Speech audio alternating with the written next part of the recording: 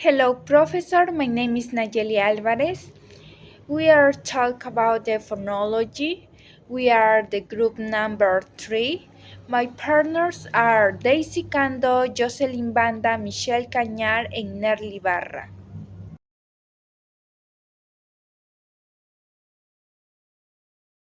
Complementary distribution.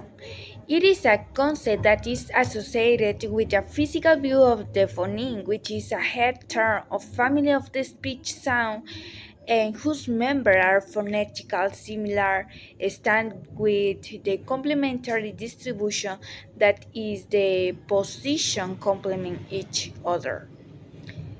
For example, in present, the three members of the L phoneme are all alveolar lateral consonant.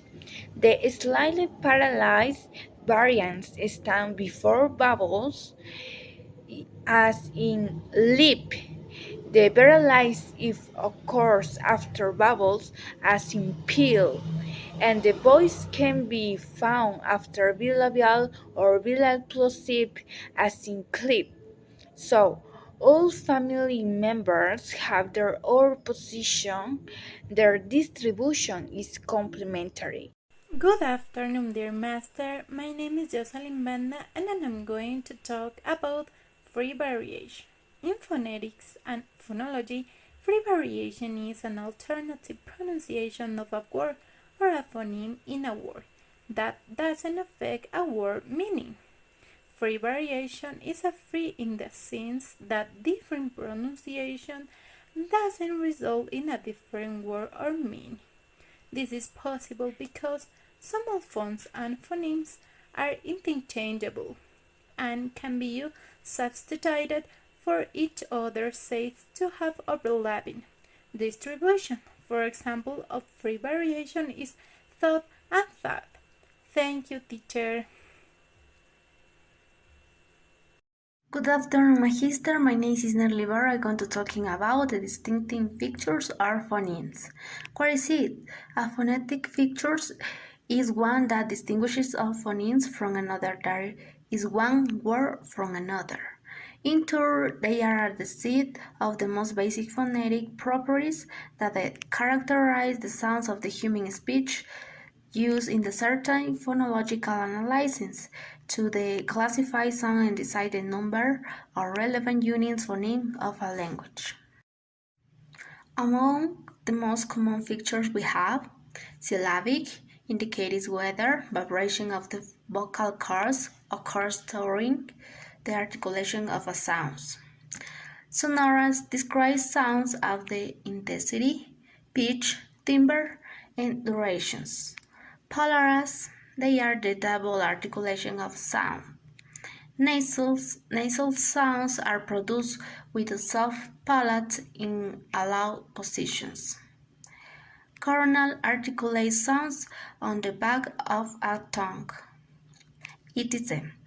Therefore, we find that a large set of sounds of a language varies radically in this meaning than the following examples. Bass and basses has a phonetic difference, the S between the C.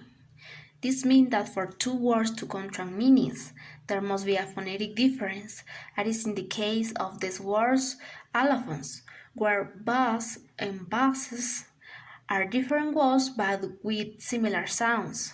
For this reason, you must be careful when we pronounce this style of the word because of the double meaning it can have.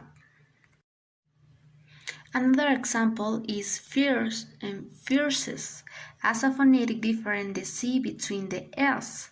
As we mentioned before, they are different words but with similar sounds.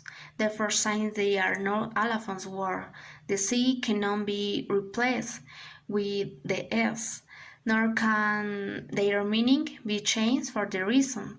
We know they differ in their sonority because the characteristic of the phonetic of the expression in distinguishes the two words. In short, it's very important to know about the phonetic because in this way we can know the difference that exists between two words with similar sounds thus it helps us both to the best pronunciations in learning it. Thank you so much.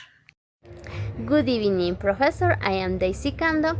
I am to talk about contrastive distribution. Is where two sounds in a language are found in identical contexts but produce different meanings. Characteristic.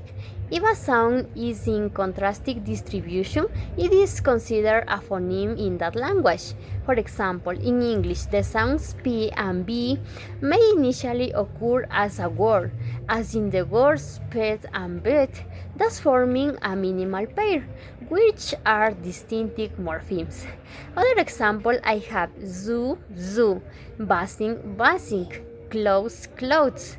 In conclusion, when sounds can occur in exactly the same phonetic environment, a minimal pair is thus formed.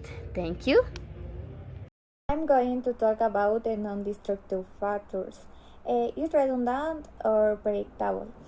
We say that a factor is non-distinctive when the factor is predictable by a rule for a certain class of sounds.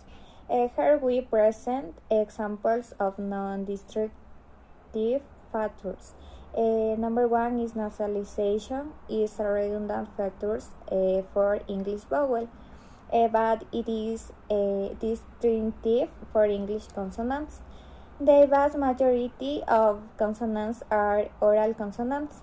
Examples of nasal in English are n, in, and m, in words such as nose, brain, and mouth. For example, is hand or hate. Thank you.